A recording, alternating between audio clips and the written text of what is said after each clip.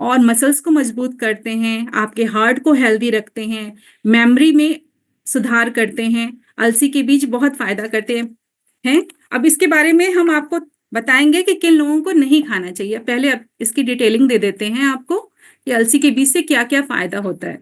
उसके बाद दूसरा आता है पंपकिन सीड्स। पंपकिन सीड्स यानी कद्दू के बीज। बगल में पिक्चर है, अगर किन्हीं के घर में नहीं होगी तो वो पिक्चर देख के देख सकते हैं कि हाँ कैसे दिखते हैं ये, क्योंकि मोस्टली सब लोग इतना नहीं लेते हैं। जहां तक मैं भी थी, मैं भी सिर्फ अलसी और चिया सीड्स को ही जानती थी। पंपकिन, सनफ्लावर, तुलसी सीड्स, इन सब के बारे में मुझे भी इतनी नॉलेज नहीं थी। अब धीरे धीरे सारी नॉलेज आई। तो पंपकिन सीड्स में आपके होते हैं जिंक, मैग्नीशियम, एंटीऑक्सीडेंट्स। इससे आपकी इम्यूनिटी इंक्रीज होती है, आपकी इम्यूनिटी बढ़ती है, वेट लॉस में मदद करता है pumpkin seeds, sleep cycle maintain करता है, आपको नींद अच्छी आती है, हार्ट हेल्थ के लिए बहुत अच्छा होता है, आपके हेयर हेल्थ के लिए बहुत अच्छा होता है, और आपके स्किन हेल्थ के लिए बहुत अच्छा होता है पंपकिन सीड्स। तीसरा आता है आपका सनफ्लावर सीड्स यानी सूरजमुखी के बीज। इसमें vitamin E, vitamin B, vitamin B6, iron, fibre, ये सारे सारे न्यूट्रिएंट्स होते हैं जो कि आपके स्किन को ग्लो करते हैं, हेल्दी डाइजेशन के लिए अच्छा होता है, और वेट लॉस में मदद करता है, और हेयर फॉल कंट्रोल करता है। फिर आता है आपका तुलसी के बीज। तुलसी के बारे में तो सबको पता होगा कि तुलसी बहुत ही अच्छा होता है, बहुत ही आयुर्वेदिक पेड़ है, जो हमें हमेशा फायदा ही करता है। शुरू से समझ में आ रहा है कि तुलसी का जब भी काढ़ा बना लो, ये कर लो, वो कर लो, तो अब तुलसी के बीज, उसमें क्या क्या होता है, इसमें एंटीऑक्सीडेंट और एंटीबैक्टीरियल होता है, जिसमें ओमेगा 3 फैटी एसिड्स होता है जो आपका डाइजेशन इंप्रूव करता है, आपके हेयर फॉल कंट्रोल में फायदा करता है, आपके मसल्स स्ट्रॉन्ग करता है, आपके हार्ट को हेल्दी रखता है, और आपकी मेमोरी को भी तेज करता है।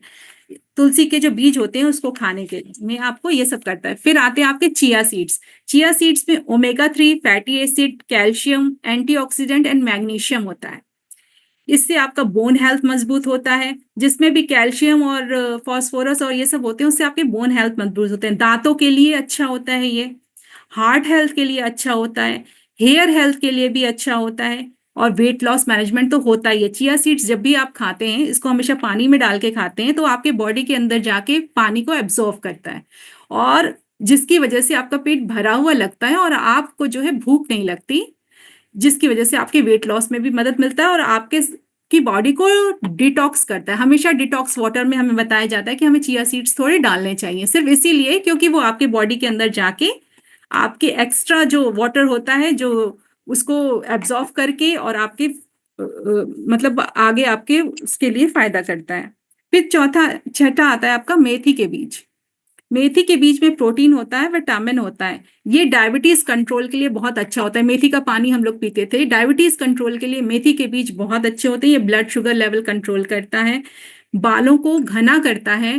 कुछ लोग इसका पानी पीते भी हैं, कुछ लोग इसको पीस कर अपने बालों पे लगाते भी हैं। ये बालों को घना करता है, डाइजेशन इंप्रूव करता है। मेथी का पानी पियेंगे या मेथी आप भिगो दीजिए, उन्हें खा लीजिए सुबह, वो आपके डाइजेशन इंप्रूव करता है, और त्वचा को हेल्दी एंड ग्लोइंग रखता है। हमेशा स्किन को ये ग्लो करता है। आप इसका पैक भी बना के लगा सकते हो, ये आपके स्किन को ग्लो करता है, अच्छा करता है। उसके बाद ये तो हो गया कि ये सब फायदे होते हैं। अब होता है दूसरा क्वेश्चन का आंसर हमारा कि हमें ये किस अमाउंट में लेना चाहिए। कोई भी चीज बता दी जाती है कि इतने सारे फायदे हैं, इतने सारे विटामिन हैं, इतने सारे मिनरल्स हैं, तो हमें ये खाना चाहिए, ये जरूर खाना चाहिए, पर कितना खाना चाहिए? सबसे बड़ा क्वेश्चन यही आता है कि जो हमारे शरीर को नुकसान ना करे, हमें कितना खाना चाहिए। तो हम उस पे आते हैं कि हमें कितना खाना चाहिए। बादाम की तासीर क्योंकि गर्म होती है, तो बादाम हमें ज्यादा खाने से कब्ज हो सकता है, पसीना ज्यादा आ सकता है, और स्किन प्रॉब्लम हो सकती है। इसलिए बादाम एक दिन में हमें कम से कम 5 से 6, इससे ज्यादा नहीं खाना चाहिए। स्वस्थ रहने के लिए हमें 5 से 6 बादाम खाना चाहिए। 3 बादाम हमें बताया जाता है हमारी डाइट में, इसलिए क्योंकि हम अपने साथ उसके साथ न्यूट्रिशन भी फॉलो करते हैं। अगर न्यूट्रिशन में भी कई ऐसे होते हैं जिसकी वजह से हमें बादाम 3 ही बताया जाता है, नहीं तो आप 5 से 6 बादाम एक दिन में खा सकते हैं। दूसरा है काजू। हमें दिन में 5 से 10 काजू ही खा सकते हैं। ये नहीं कि काजू खा लिया स्नैक्स की तरह, लोग नमकीन की तरह ले लेते हैं, पूरा फ्राई किया और खा लिया बैठ के कटोरी भर के काजू। ऐसा नहीं है, काजू भी आपको कम खाना चाहिए क्योंकि इसकी भी तासीर गर्म होती है। इसे ज्यादा खाने से वजन बढ़ता है, पेट भी खराब हो सकता है, आपको डायरिया हो सकता है, ब्लॉटिंग की समस्या हो सकती है।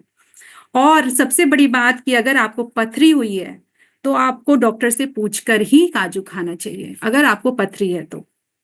किशमिश की तासीर भी गर्म होती है, ये भी लगभग 8 से 10 किशमिश यानी 30 से 40 ग्राम से ज्यादा किशमिश आपको नहीं खाना चाहिए। इससे आपका ब्लड शुगर लेवल थोड़ा बढ़ सकता है क्योंकि इसमें शुगर होता है, इसलिए इसको हमेशा, और इसमें कैलोरीज भी ज्यादा होती है, इसलिए इसको हमेशा कम ही खाना चाहिए, ज्यादा नहीं खाना चाहिए। अखरोट, अखरोट हमें 28 ग्राम खा सकते हैं दिन भर में। हम 28 ग्राम में 5 से 8 अखरोट आते होंगे, उससे ज्यादा नहीं आते होंगे। अखरोट खाते हैं, उसको भी भिगो कर खाना चाहिए अखरोट हमेशा, क्योंकि इसकी भी तासीर गर्म होती है, इसलिए इसको भिगो कर खाना चाहिए। और जिनको अल्सर की समस्या है उनको अखरोट बहुत ही कम खाना चाहिए। जिनको भी अल्सर की समस्या है, ज्यादा खाने से दस्त हो सकता है, एसिडिटी हो सकती है, पेट में ऐंठन होती है, या कभी कभी उल्टी वगैरह की भी प्रॉब्लम हो सकती है जिन्होंने ज्यादा अखरोट खा लिया। इसलिए जितना बताया जाता है उतना खाना चाहिए, उससे ज्यादा नहीं खाना चाहिए। खजूर एक दिन में 3 से 4 खजूर ही खाना चाहिए, उससे ज्यादा नहीं खाना चाहिए।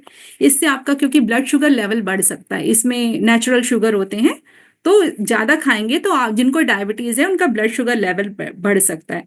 प्रेग्नेंट लेडीज को खजूर नहीं खाना चाहिए बिल्कुल भी, जो ब्रेस्ट फीडिंग करती हैं और जो प्रेग्नेंट होती हैं उनको खजूर नहीं खाना चाहिए। और अगर आपको कब्ज है तो भी आपको खजूर का सेवन थोड़ा कम खाना चाहिए। अगर आपको कब्ज कॉन्स्टिपेशन की प्रॉब्लम है तो भी आपको खजूर थोड़ा कम खाना चाहिए। उसके बाद आता है अंजीर। अंजीर आपको अगर कब्ज है तो आपके लिए बहुत फायदेमंद है। अगर आपको कॉन्स्टिपेशन की प्रॉब्लम है तो आप दिन भर में 4 अंजीर खा सकते हैं, कोई दिक्कत नहीं है। आप सुबह सुबह अंजीर भिगोकर 4 अंजीर दिन भर में खा सकते हैं। नहीं तो आपको 2 अंजीर, जो स्वस्थ होते हैं जिनको कॉन्स्टिपेशन की प्रॉब्लम नहीं है, आप 2 अंजीर दिन भर में खा सकते हैं। गर्मी में मतलब 2 से 3 अंजीर से ज्यादा आप नहीं खाइए, क्योंकि इसकी तासीर काफी गर्म होती है। तो अंजीर को माइग्रेन, पथरी और लीवर की प्रॉब्लम में भी खाने से बचना चाहिए, क्योंकि माइग्रेन और लीवर की अगर प्रॉब्लम है तो अंजीर आपको नुकसान कर सकता है।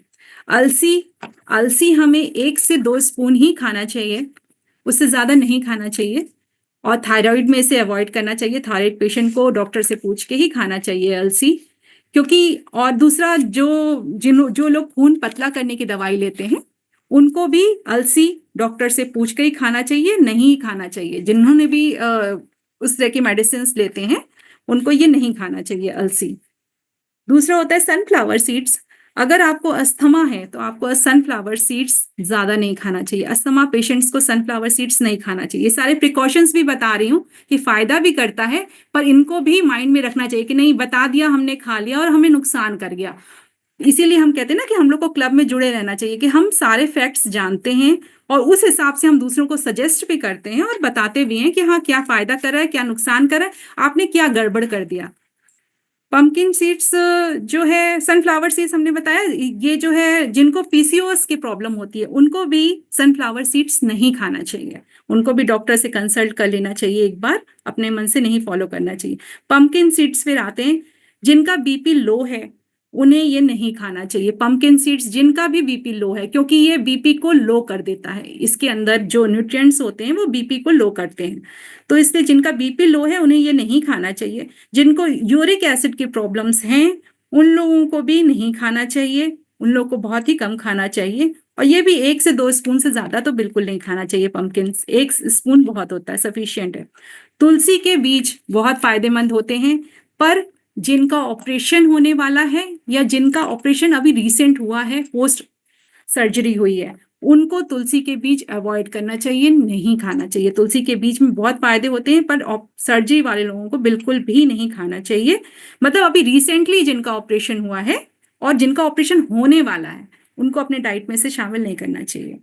चिया सीड्स जो है, किडनी की समस्या वालों को चिया सीड्स नहीं खाना चाहिए। या फिर जिसको भी डाइजेशन से प्रॉब्लम होती है, मतलब डाइजेशन उनको अच्छे से नहीं हो पाता है, उनको भी चिया सीड्स पचाने में दिक्कत होती है, क्योंकि वो आपके अंदर जाके, बताया ही था कि काफी वाटर एब्जॉर्व करता है। और जिनको डाइजेशन की प्रॉब्लम होती है उनको चिया सीड्स नहीं खाना चाहिए।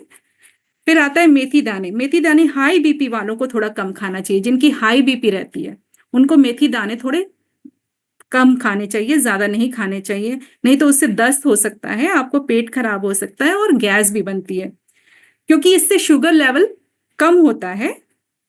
इसलिए ये बहुत फायदा करता है। मेथी के दाने हमारा शुगर लेवल कम करते हैं, पर ज्यादा ही खा लेंगे तो शुगर लेवल काफी कम होगा, क्योंकि डायबिटीज के जो पेशेंट होते हैं वो शुगर की दवाएं लेते हैं, तो ऑलरेडी शुगर को कम करने की दवाएं लेते हैं। अगर हम इसका ज्यादा सेवन करने लगेंगे, कहते हैं ना जिनको डायबिटीज होता है वो काफी चीजें ट्राई करते हैं कि हम ये भी खा लें, वो भी खा लें, जामुन भी पीस कर खा लें, मेथी भी खा लें, सब चीज खा लें।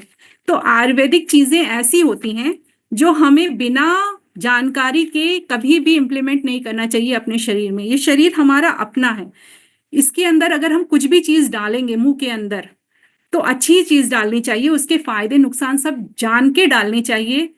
नहीं तो फिर हम ही झेलेंगे और कोई दूसरा तो झेलेगा नहीं, इसको तो हम ही झेलेंगे। फिर हम दूसरे पे ब्लेम आउट करेंगे कि भाई इन्होंने बताया था, हमने खा लिया और मुझे ये नुकसान कर गया। तो हमेशा ये चीज हमेशा ध्यान में रख के खाना चाहिए कि कैसे क्या चीज है। चलिए, मैंने आप लोग को ये सारी चीजें बता दी कि कैसे कैसे सीड्स और ड्राई फ्रूट्स हमें फायदा करते हैं और उनके क्या नुकसान होते हैं। होप आप लोग को समझ में आया होगा। Over to you Rakhi ma'am.